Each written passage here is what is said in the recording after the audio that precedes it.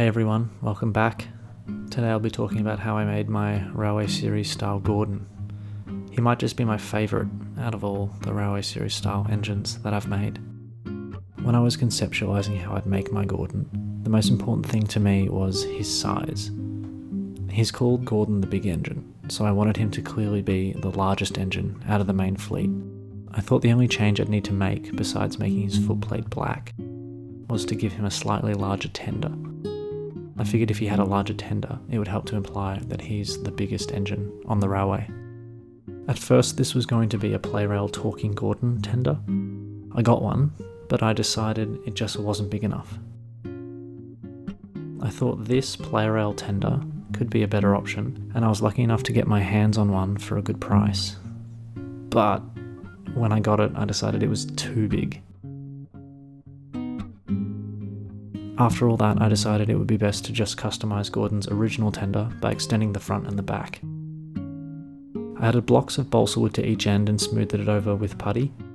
I did the same thing with the black chassis part of the tender before realising that I'd inadvertently made the tender the same length of a typical truck, so I removed the balsa wood extensions from the tender chassis and used the chassis of a spare truck instead. This means the wheels are slightly further apart, which I like because it makes the tender seem bigger. It also meant I could save the tender chassis for my Railway Series style Henry, but we'll get to that in more detail in another video. Well, at least now I have a talking Gordon and this really cool Japanese engine.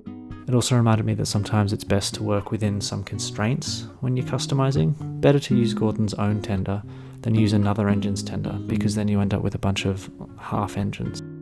With that being said, I did get my hands on a second one of these powered tenders, and I am tempted to paint it blue just to see how it would look with Gordon. The other advantage of this is that he would be powered. The motor on my Railway Series style Gordon isn't broken, but I just haven't soldered the wires back together, mostly because I don't really know how to do that. If the wires are touching and a battery is inside the tender, the motor does work. Okay, so I did it. Here's how the extra large powered tender looks with Gordon. I actually quite like it. I think it's a bit strange that he clearly has two power switches, but the size makes him look very impressive. I'm curious to hear what you guys think. If you all prefer the large tender, then I might use that in future videos. Take your pick, we've got small, medium, large, and extra large for tender options. Okay, also a fun little side note. Each big engine has a unique tender. You'd assume most of them have the same tender because they're all depicted with Fowler tenders, except for Henry.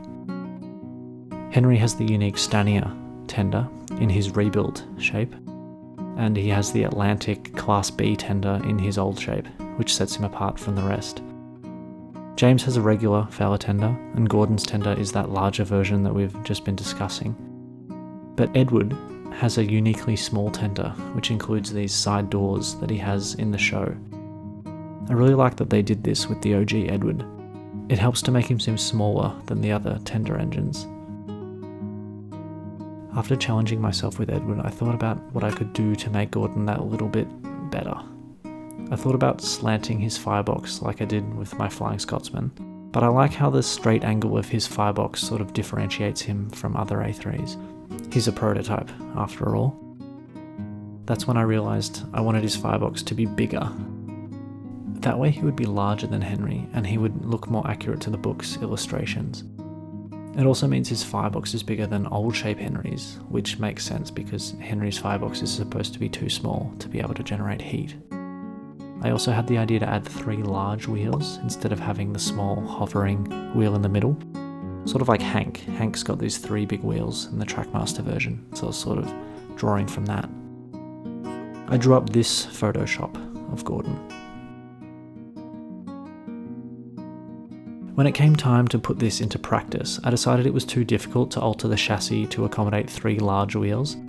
It meant I'd need to move his splashes so they lined up with the wheels, and it was a hassle to get the wheels to line up with the motor, so I just settled to keep his wheels as they were.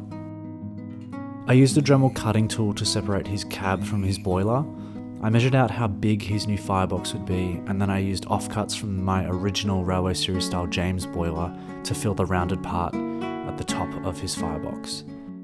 It goes to show just how large James's boiler really was.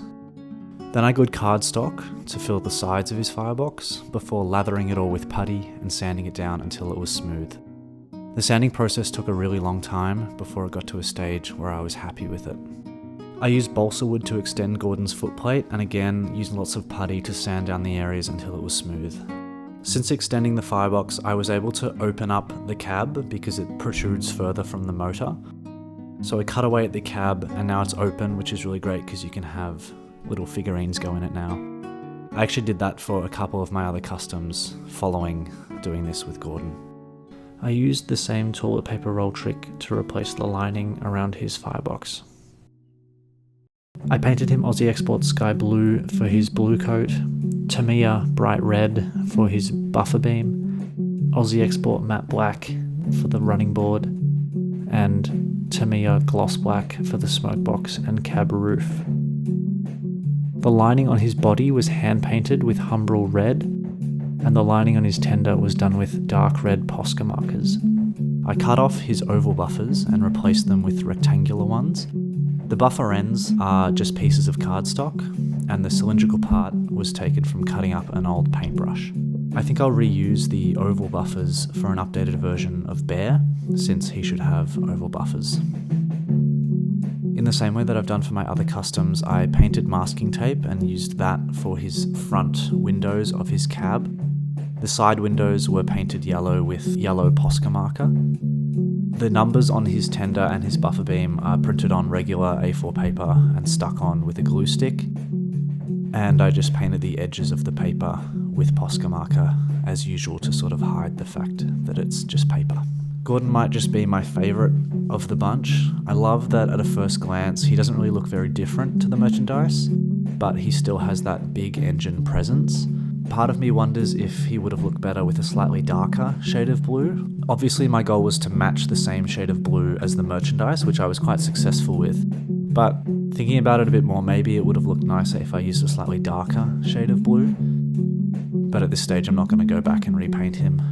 The only real bad thing about this guy is that now I need to do the same thing to my Flying Scotsman, so he's the same length. You can't have Gordon be larger than Flying Scotsman. And that's how I made my Railway Series style Gordon. Thank you so much for watching. I really appreciate all the great feedback that I've been getting on these videos, so I'm going to keep them coming. Next will probably be Henry, and then maybe I can talk about Percy, since I've gotten a lot of questions about Percy. Yeah, we'll see. Until next time, have a good one.